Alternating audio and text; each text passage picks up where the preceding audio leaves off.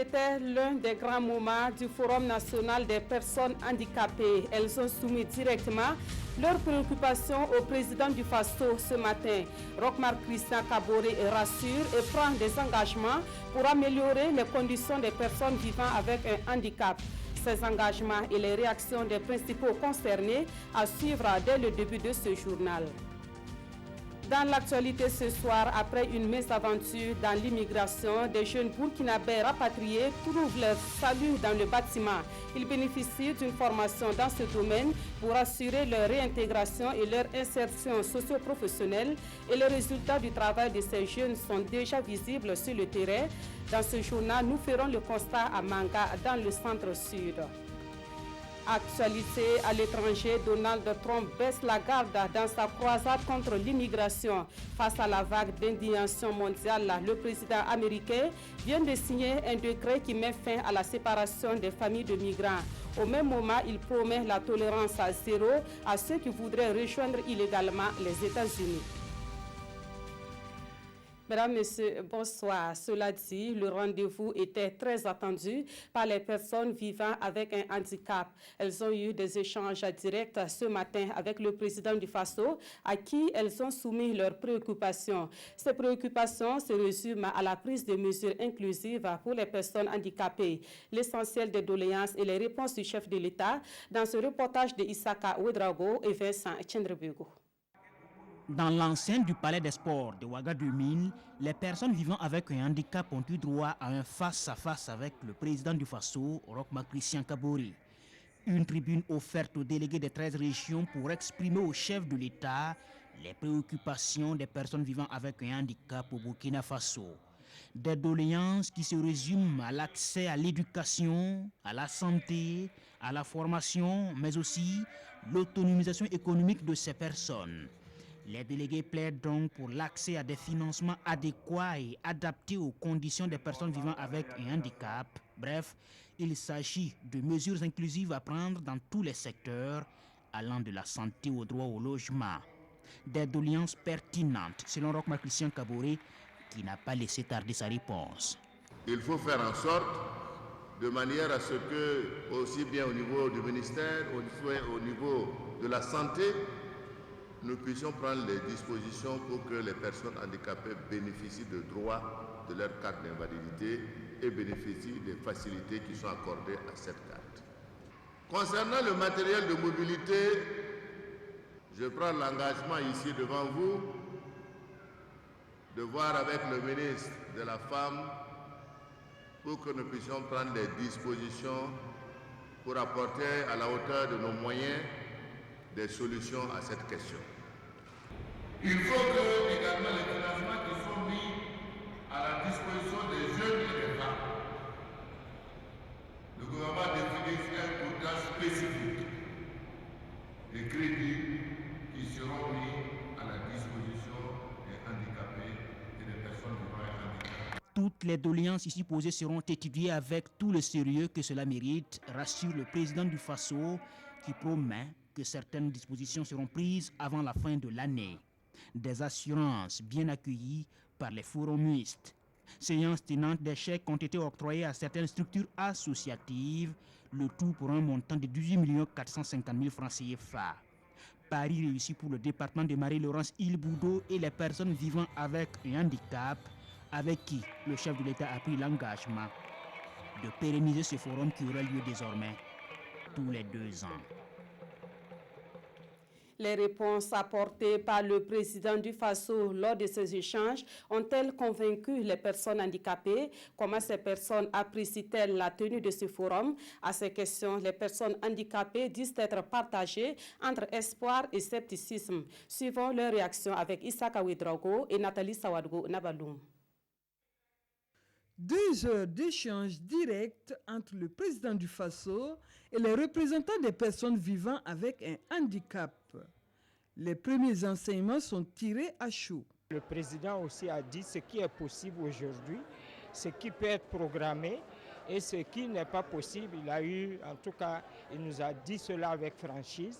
Le fait déjà de nous rencontrer, c'est déjà une considération pour la personne handicapée. Parce que chaque fois on parle, bon, les gens ne connaissent pas la réalité, ce que vivent les personnes handicapées. Il est trempé, il a vu lui-même. Je crois que les engagements qu'ils ont pris, ils vont tout faire pour mettre ça en œuvre. Ça va droit dans nos cœurs, parce que là on a touché du doigt les problèmes des personnes handicapées. Vis-à-vis avec les hautes autorités de ces pays, c'est déjà très bien pour nous les personnes handicapées. Et ça nous propice sur la scène internationale et au niveau du Burkina Faso aussi. Voir avant d'y croire, c'est aussi le sentiment d'autres participants qui espèrent la concrétisation rapide des engagements. J'apprécie vraiment la rencontre. Et toujours est-il que, comme c'est une première, c'est comme le dit souvent Saint Thomas, quoi. Nous allons attendre et puis voir. La rencontre actuelle est effectivement avec le président est allouée à sa juste valeur. Seulement, il faudra qu'on dépasse en fait les discours politiques et qu'on aille à l'action. C'est surtout ça. Il y a des moments on dit on promet mais on ne fait pas. Surtout l'application de la loi 012 et aussi la mise en œuvre des avantages de la carte d'invalidité. Côté organisation, c'est la satisfaction à l'issue d'un face-à-face qualifié d'historique. C'est plus qu'une satisfaction, c'est vraiment une joie et je profite de votre canal pour remercier le peuple burkinabé qui a adhéré à cette idée et remercier les personnes vivant avec handicap au Burkina Faso aussi qui se sont vraiment impliquées pour cette journée. Laurence Machal se veut rassurante. Des instructions ont été données pour que rapidement les recommandations soient mises en œuvre. Autre point de l'actualité, un autre forum a débuté ce jeudi dans la capitale burkinabé. Il s'agit du Forum pharmaceutique international qui est à sa 19e édition. C'est un cadre de partage d'expériences en vue de trouver des solutions aux difficultés du secteur de la pharmacie en Afrique. L'ouverture des travaux a été présidée par le chef du gouvernement, Paul Kabatseba. Urbain Benito Somé, Bouma Ernest Nibi. Permettre aux populations africaines d'accéder à des médicaments pharmaceutiques de qualité, c'est le principal objectif de ce forum pharmaceutique international qui regroupe les acteurs du domaine venus d'Afrique et d'Europe. 3 jours durant, ils vont mener la réflexion autour du thème « Le développement de l'industrie pharmaceutique et l'accès universel aux médicaments de qualité en Afrique ». C'est ça le principal objectif que nous recherchons, pouvoir faire en sorte qu'il y ait des produits industriels de production locale soient mis en place de façon à ce que les populations africaines, notamment au sud du Sahara, puissent avoir accès à des produits de qualité à de moindres coûts. Un thème qui, selon le Premier ministre qui a représenté le président du Faso, interpelle les pays africains. Ce thème interpelle nos États sur la nécessité d'une appropriation de notre mission commune de protection et de promotion des soins de santé à travers l'accès aux médicaments de qualité dans l'intérêt de la santé publique africaine. Malgré des besoins importants et un fort potentiel de croissance, l'Afrique apparaît encore très en retard, très en retrait du marché mondial du médicament. C'est pourquoi je mesure davantage la portée de ces rencontres et la pertinence des thématiques qui seront développées en vue de dégager les pistes d'une industrie pharmaceutique africaine viable et support de l'accès universel aux médicaments de qualité aux populations. Plus que jamais, c'est un défi réel et majeur pour l'Afrique. Des partages d'expériences professionnelles et des rencontres B2B sont également au programme de ce forum qui sera sanctionné à son terme par des recommandations pertinentes en vue de l'amélioration de la qualité des soins en Afrique. Dans l'actualité également, le monde sportif burkinabé dispose désormais d'un outil qui va guider les acteurs du domaine dans la création d'industries du sport. Cet outil contient les principales recommandations issues du séminaire sur le développement du sport qui s'est achevé hier à Ouagadougou. Leur mise en application permettra au secteur des sports et des loisirs de contribuer à l'économie nationale à hauteur de 10%. Moussa Ouedraogo et Kalfa Ouattara. Bien structuré, le sport et les loisirs peuvent s'autofinancer, mais également contribuer à hauteur de 10% à la croissance de l'économie burkinabé. C'est la principale conclusion du séminaire sur le développement du sport. Au terme de 3 jours de débats et d'échanges, le département des sports dispose d'un outil pour la mise en œuvre de la politique nationale sur le sport. Mais pas seulement, le monde du sport peut compter sur le chef du gouvernement. Les sportifs sont réunis, tous les sportifs, tous les acteurs, les fédérations, toutes les fédérations, pour réfléchir sur les voies et moyens, pour essayer de s'organiser, pour opérationnaliser la politique nationale du sport, de manière à ce que le sport puisse apporter un input à la richesse nationale. Vous savez, le ministre peut s'asseoir dans son bureau et nous, au gouvernement, donner des instructions, mais si ces idées ne sont pas partagées par l'ensemble des acteurs de la chaîne, ça ne sera pas efficace. Le chemin est tout tracé pour aboutir à des industries de sport. Nous allons faire des 13 régions du Burkina Faso des pôles de croissance de sport et de loisirs en créant donc des centres de formation. Ensuite, ces enfants pourront intégrer donc les clubs. Ces clubs que nous voulons justement qu'ils se transforment en société à travers également la promotion, la vulgarisation du sport pour tous, à travers les infrastructures également que nous allons construire, les rentabiliser, et ce sont les instituts de sport qui sont en train de se mettre en place. À l'horizon 2020, le sport burkinabé devra davantage se professionnaliser et être beaucoup plus compétitif.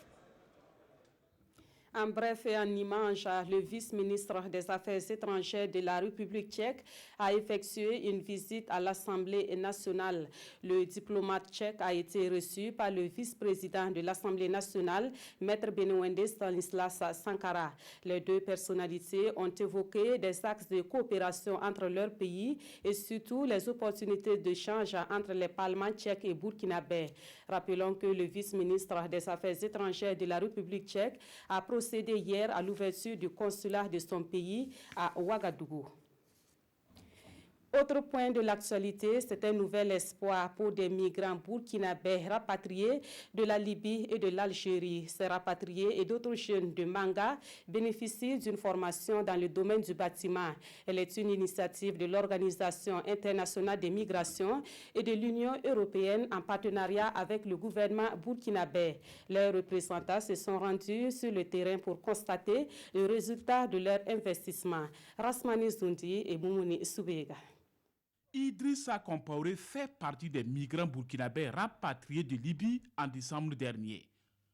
Aujourd'hui, il est sur le point de tourner cette page sombre de sa vie grâce à cette formation en bâtiment initiée par l'Organisation internationale pour les migrations OIM, l'Union européenne et le gouvernement burkinabé. On a appris beaucoup de choses, les pavés, les talettes. Je ne savais pas comment faire l'implantation, mais aujourd'hui, grâce à l'OIM, on est revenu dans notre pays, on est content. Ce 21 juin, l'OIM et ses partenaires viennent s'imprégner de l'effectivité du projet et du niveau d'apprentissage des bénéficiaires. Un projet qui entre également dans le cadre de la stratégie nationale de migration adoptée par le gouvernement du Burkina en 2017. Penser si on peut former les migrants de retour et la communauté pour avoir les compétences nécessaires qui peuvent facilement ou trouver un travail ici chez les différentes entreprises qui sont en train de faire des travaux ou éventuellement faire des choses indépendantes, créer une entreprise accompagnée par l'OIM et les différents partenaires. En même temps aussi les sensibiliser pour vraiment expliquer que c'est possible ici de réussir à Burkina Faso. Ça vise à donner une certaine humanité à nos compatriotes qui reviennent et d'autres pays, et que ce soit un retour volontaire ou un retour involontaire, pour que tous les Burkinabés qui soient au pays ou qui sont au retour au pays puissent contribuer vraiment au développement du pays. L'OIM espère que les connaissances acquises permettront aux bénéficiaires d'apporter leurs contributions dans la réalisation des infrastructures du 11 décembre qui se tient dans cette ville. C'est le cabinet d'études COFEC qui assure la formation. Nous restons dans la région du centre-sud et précisément à Kombisri, où l'Observatoire national des faits religieux est en quête de textes qui régissent la liberté religieuse au Burkina Faso. Et cela se passe à la session de l'année 2018 de l'Observatoire national des faits religieux, une session mise à profit pour former des leaders religieux et des animateurs de médias sur la liberté religieuse. Gérard Somé et Léonore Ouedraogo Yerbanga. L'Observatoire national des faits religieux ONAFAR est une institution créée par l'État burkinabé pour consolider le vivre ensemble. Il a pour mission la promotion du dialogue intra- et interreligieux, la veille sur les faits religieux de nature à compromettre l'ordre public, la médiation en cas de conflit à caractère religieux.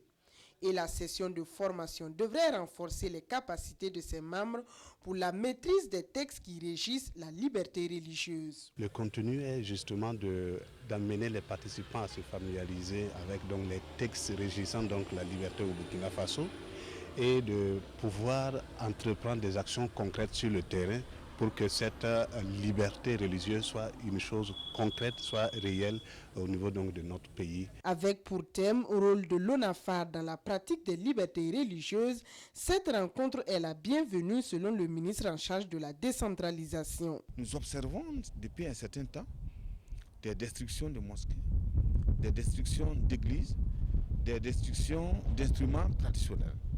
Ça veut dire que la tolérance est en train d'être malmenée. Et nous pensons que la mise en place de cet observatoire permet donc à toutes les religions qui sont parties prenantes de pouvoir constater, c'est l'ensemble de ces éléments, de jouer leur rôle de médiateur et de faire des propositions pour qu'au niveau des consciences, dès le départ, nous puissions agir. Pour toutes ces activités, l'ONAFAR bénéficie de l'accompagnement du programme des Nations Unies pour le développement. Le PNUD qui mettra à la disposition de l'ONAFAR du matériel roulant et audiovisuel pour plus d'efficacité dans les activités de l'Observatoire.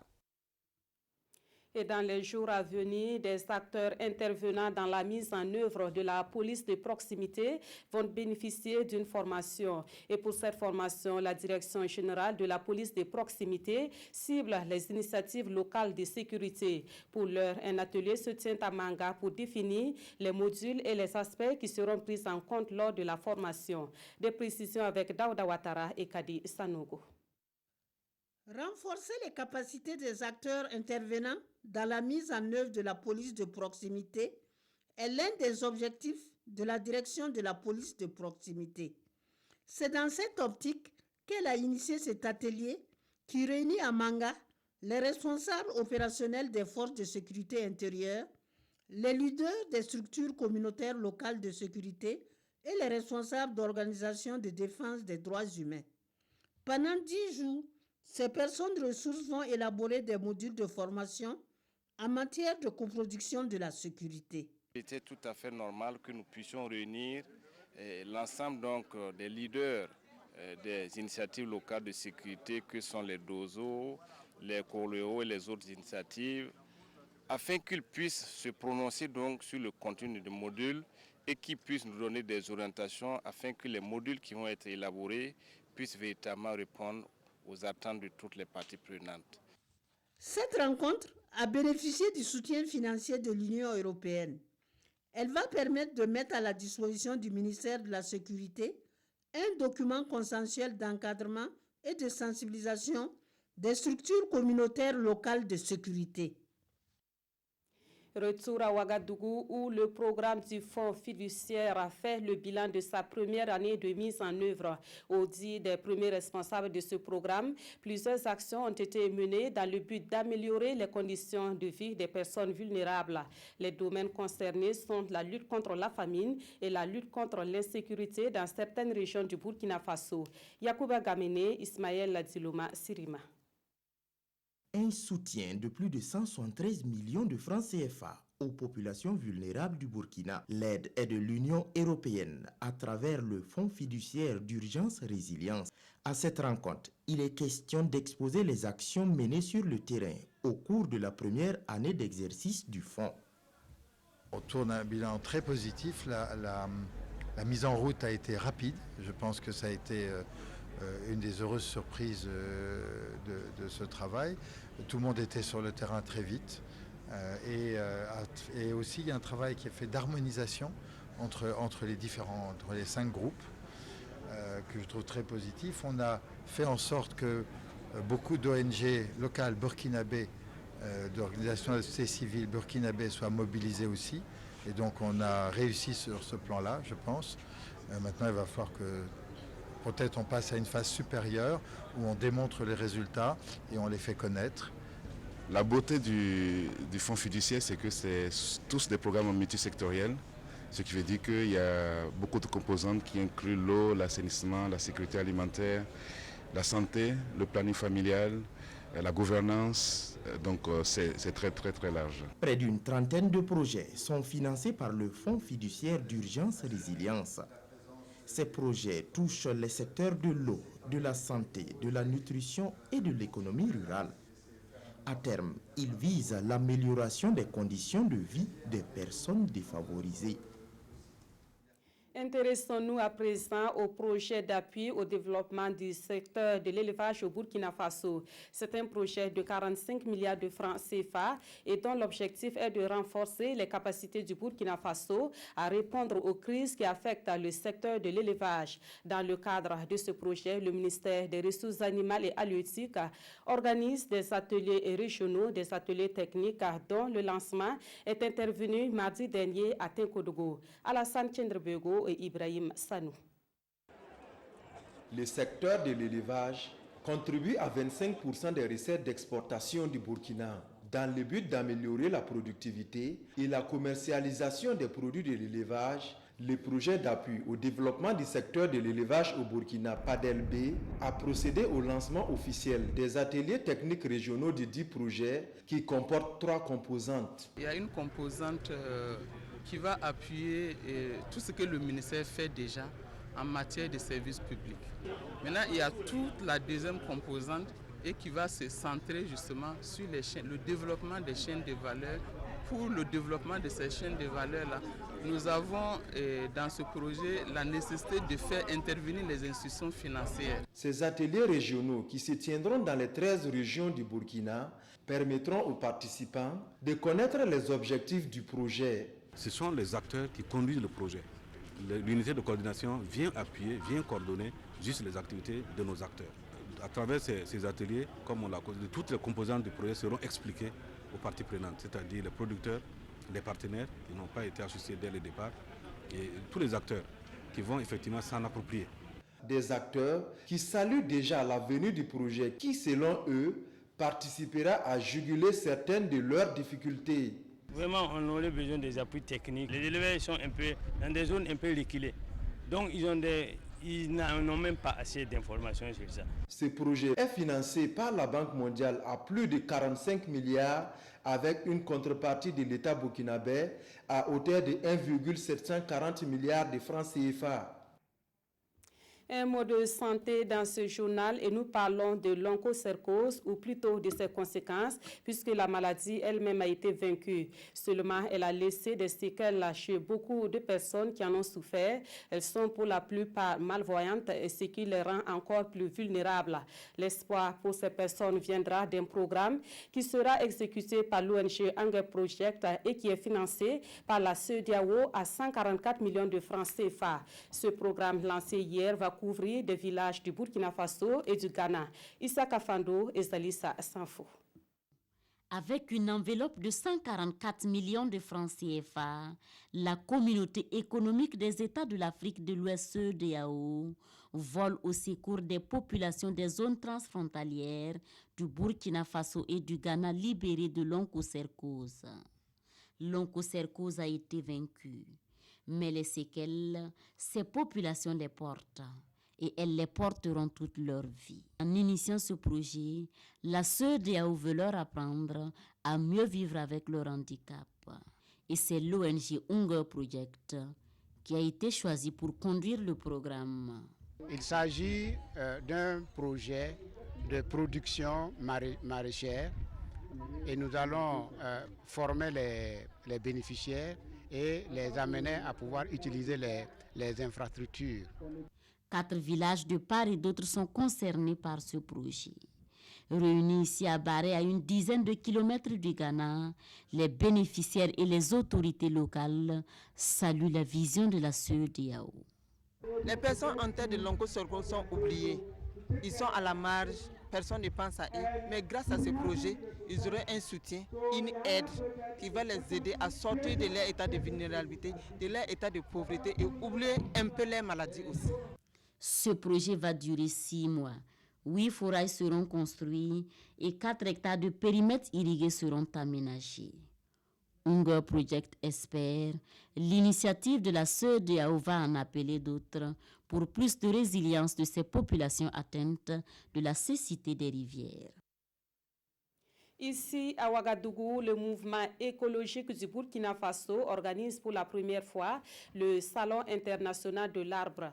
Débuté hier au parc Bangrouego, ce salon vise à valoriser l'arbre et promouvoir l'équilibre écologique au Burkina Faso. Au programme, il y a des conférences débats et une exposition de produits forestiers. Lassina Ouattara, Nathalie Sawadogo, Nabaloum. C'est parti pour la première édition du Salon international de l'arbre de Ouagadougou, SIA. Placé sous le thème « Multicharge de l'arbre, efficience et durabilité », ce salon se veut un cadre de réflexion et de promotion de l'équilibre écologique au Burkina Faso. Des 60 065 espèces d'arbres existants dans le monde, il y a environ 6 900 qui sont menacées d'extinction. Et au Burkina, ici, le constat est clair. Les statistiques montrent que la couverture forestière est de moins de 15%, alors que la norme internationale exige 30%. Donc nous ne sommes même pas à la moitié de la norme internationale. Donc voilà ce qui nous a interpellés, voilà ce qui nous a motivés, en tout cas à mener ces réflexions-là et à voir comment il faut s'organiser pour interpeller toute la population, agir individuellement et ensemble pour sauver l'arbre. Je tiens à saluer les organisateurs de ce salon qui permet non seulement de magnifier l'arbre d'une manière générale, mais également d'interpeller les uns les autres sur son importance et surtout sur son entretien afin de permettre au Burkina Faso, pays sahélien bien sûr, dont le couvert végétal est soumis pratiquement à la destruction, de pouvoir nous mettre au diapason pour faire face au dérèglement climatique. Des ateliers, des conférences de base et des expositions-ventes sont prévus à cette première édition du SIA. Une visite des stands et une plantation d'arbres ont mis fin à la cérémonie. Du cinéma à présent, le film intitulé Burkina Rawoko passe depuis le 11 juin dernier au Ciné Burkina. C'est la 3e œuvre cinématographique du jeune réalisateur burkinabé Yacouba Napon MCZ. Alors de quoi parle ce film qui est en projection jusqu'au 24 juin prochain? La réponse dans ce reportage signé Oscar Soulama et Draman Guéné.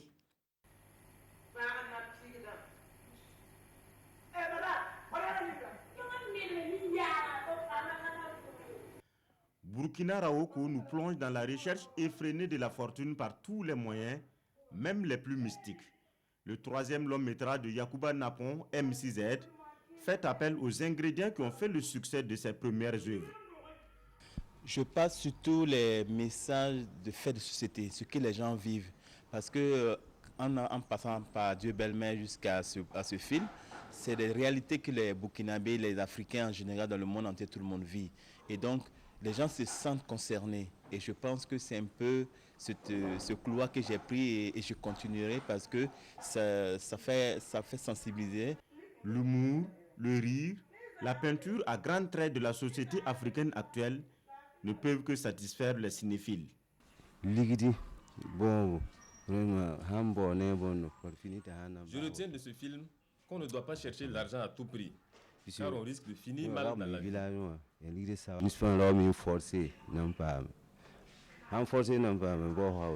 Le jeune réalisateur burkinabé multiplie les tournages avec peu de moyens. Pour lui, des perspectives heureuses pour le 7e art pourraient venir du secteur privé. Le ministère de la Culture ne peut pas tout faire, parce que l'État n'a pas les moyens, mais les privés, c'est les privés que moi j'appelle à sponsoriser, à aider le cinéma. parce que c'est là-bas il y a les grands sous. Si tout le monde veut se rabattre sur le gouvernement, on ne va pas s'en sortir. C'est un cinéaste plein d'ambition qui rêve d'intéresser de plus en plus les amoureux des salles obscures pour peu qu'ils bénéficient de soutien. Actualité à l'étranger, aux États-Unis, Donald Trump vient de mettre fin à la politique de séparation des familles de migrants instituée par son administration. Cette politique qui visait notamment les migrants mexicains avait suscité une indignation mondiale. Mais Donald Trump parle désormais de tolérance à zéro à ceux qui entrent illégalement dans son pays. Une volte-face supplémentaire pour Donald Trump.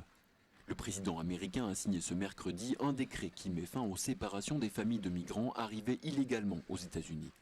Un revirement après avoir défendu à corps et à cri sa politique de tolérance zéro face à l'immigration clandestine à la frontière mexicaine.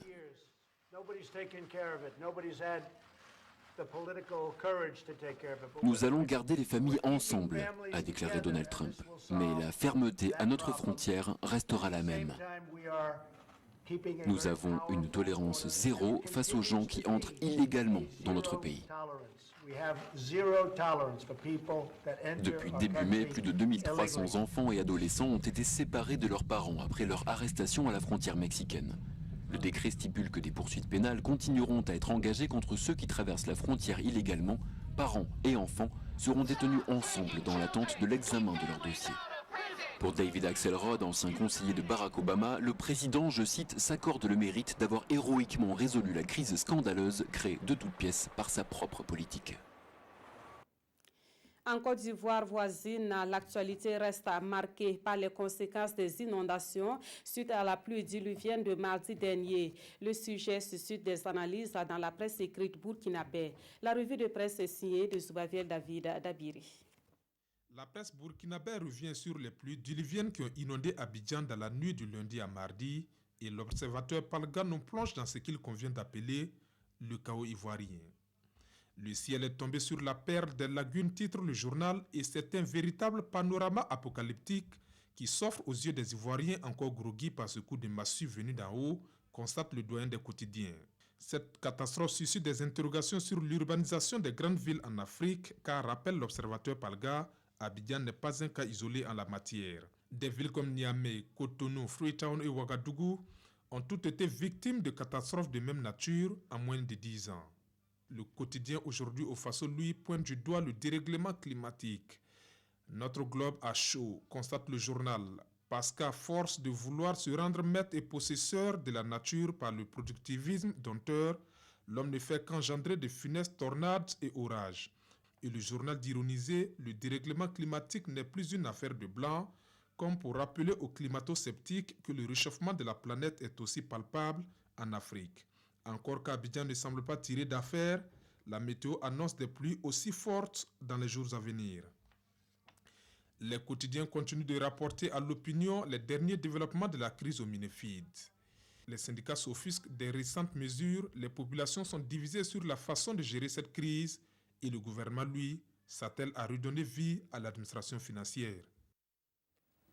Avant de prendre congé de vous, sachez que votre émission Santé Mag a lieu ce soir, juste après ce journal. Il sera question des effets nocifs de la consommation de la drogue sur la santé. Le phénomène touche à toutes les couches sociales au Burkina Faso. Vous en saurez davantage avec Maïmouna Dawo et ses invités. Et après Santé Mag, vous aurez le journal de 22h30 avec Ruth Bini Ouattara. Merci de votre fidélité à la RTV.